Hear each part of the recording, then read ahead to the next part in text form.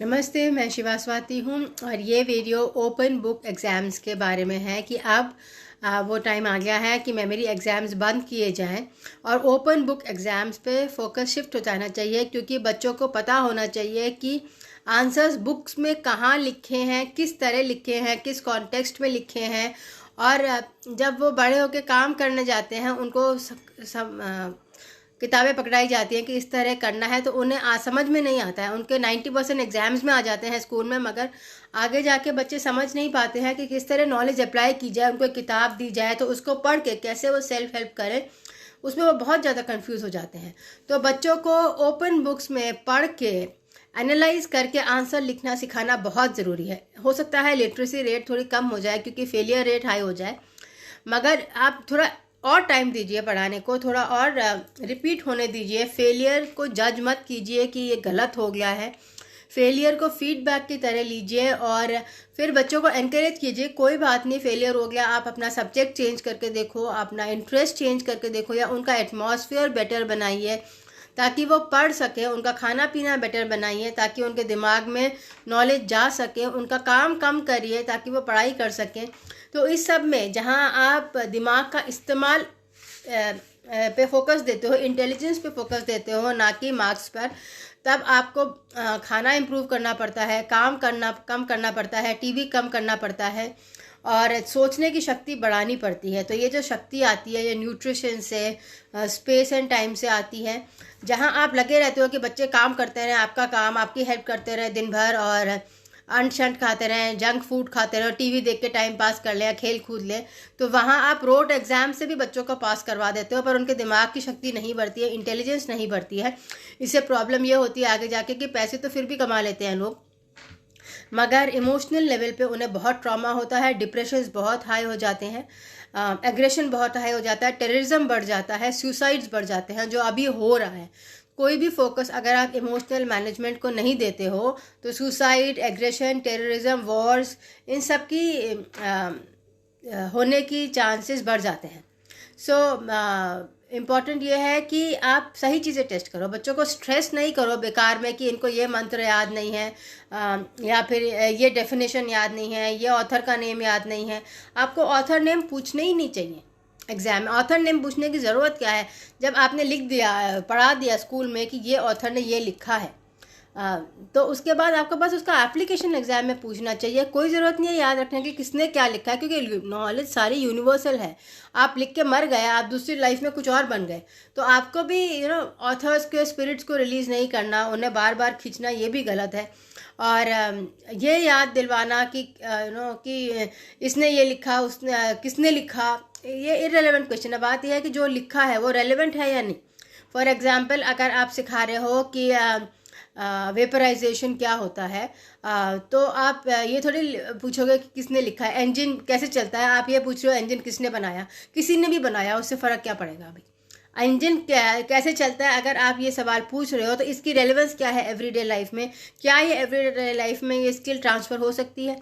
आप वो चीज़ें पूछें जो एवरीडे लाइफ में जो स्किल ट्रांसफ़र हो सकती हैं। जैसे अगर आप शॉप में जाते हैं तो आपने इतने पैसे खर्च किए, इतने बचे, तो आपके पास कितने पैसे बचे, ये आना चाहिए बच्चों को। ना ये नहीं कि साइन थीटा क्या है, कॉस थीटा क्या है। ये चीज़ें जो स्पेशलाइज्ड स्किल्स हैं ये आपको आराम से सिखाई जा सकती हैं वाइल आप पढ़ाई कर रहे हैं कोई स्पेशलाइजेशन। और ये सीखने की क्षमता को हमें टेस्ट करना है, ना कि इस नॉलेज को, क्योंकि ये नॉलेज होकर भी लोग सीख नहीं पाते हैं। ज़रूरी ये है कि फोकस हो कि आपका पूरा फोकस इस पे हो, एनालिसिस पे, और ये टेस्ट करना कि बच्चों को सर्च करना आता है, आंसर कहाँ पे लिखा है, गूगल में सर्च करना आता है, इंटरनेट पे सर्च करना आता है, डिफरेंट बुक्स पढ़ के एनालाइज करना आता है। और चाहे उनके पास ओपन पेपर पड़ा, उन्होंने पूरा आंसर देख के लिखे, उसको समराइज करके बुक्स में आंसर लिखना, ये सब स्किल्स बहुत ज़रूरी हैं। अभी जो सिखाया जा रहा है वो उसमें ऐसा हो गया है कि कलयुग के प्रॉब्लम्स बढ़ गए हैं, सुसाइड्स बढ़ गए हैं, एग्रेशन बढ़ गए हैं, रेप्स बढ़ गया है, इंसेस्ट बढ़ गया है। जो भी इंसान स्ट्रेस रिलीज़ करने के लिए मेथड्स इस्तेमाल करता है एस्केप करके, वो सारे बढ़ गए हैं, क्योंकि उसको स्ट्रेस हैंडल करना स्कूल्स में सिखाया ही नहीं जाता है। जबकि आपको सोशल मीडिया पे, एजुकेशन सिस्टम पे, स्कूल्स में स्ट्रेस हैंडलिंग सिखाना बहुत ज़रूरी है। अभी आप पुराने ज़माने में ये तरीके पढ़ाने के चल जाते थे बिकॉज आप वॉरियर्स बना रहे थे, आप गुस्से वाले लोग बना रहे थे जो आपके लिए, नेशन के लिए लड़ सकें। पर अभी नेशन का कॉन्सेप्ट ही डिसॉल्व हो गया है। इंटरनेट इतना आ गया है, इंटरनेशनल ट्रेड इतना आ गया है, लोग चाहते हैं ऑल ओवर वर्ल्ड से बुक्स खरीदें, कपड़े खरीदें, ज्वेलरी खरीदें। लोग चाहते हैं सारी दुनिया में जाके पढ़ें, पार्टिसिपेट करें। तो वहाँ नेशंस तो उनको ब्लॉक करते हैं, वॉल्स उनको ब्लॉक करते हैं। उसमें ज़बरदस्ती बोलना कि आप जाके लड़ो एक दूसरे से नेशनल वॉल के लिए, फिर उसमें डिप्रेशन बढ़ता है। आर्मी में इतने सुसाइड्स बढ़ गए हैं, डेथ्स बढ़ गए हैं, बिकॉज आप ज़बरदस्ती लोगों को लड़वा रहे हो। तो पॉलिटिक्स के लिए या प्रेस्टीज के, किसी भी वजह से इंसान के साथ इस तरह फोर्स करना कि वो लड़े जाकर और वो रट के पड़े, बहुत गलत है। फेलियर को जज करना कि तो फेल हो गया तो गंदा है, इस तरह जज करना बहुत गलत है। उसके सर्कमस्टांसेस नहीं बिना समझे सुसाइड एनकरेज कर लेते हैं लोग। डार्क फोर्सेस सुसाइड को एनकरेज करते हैं। किसी को प्यार नहीं मिला तो वो सुसाइड कर रहा है। वो प्यार ऐसे जज कर रहा है कि मेरे अच्छे मार्क्स नहीं आए तो मैं वर्दी ऑफ लव नहीं हूँ। तो इस तरह सोसाइटी को कंडीशन करना कि बच्चे सोचते हैं कि उनकी वर्दीनेस मार्क्स से कनेक्टेड है या मनी से कनेक्टेड, जबकि पेरेंट्स ये नहीं कह रहे हैं। फिर भी सोसाइटी की कंडीशनिंग ऐसे जाती है कि बच्चे अपने आप को जज करने लग जाते हैं। तो इस तरह बच्चों को ज़बरदस्ती दुखी रखना, क्योंकि आप सोशल मीडिया में कंपटीशन सिखा रहे हो, एजुकेशन में कंपटीशन सिखा रहे हो, तो जानबूझ के बच्चों को दुखी रखना गलत है। जितना हो सके उनको स्माइलिंग सिखाना चाहिए, compassion, sharing, distribution of resources, ताकि एक के पास बहुत आ जाए तो वो बांट सके, उसके ऊपर ही नहीं भरता जाए। बिकॉज बहुत ज़्यादा भी होता है तो डिप्रेशन हो जाता है।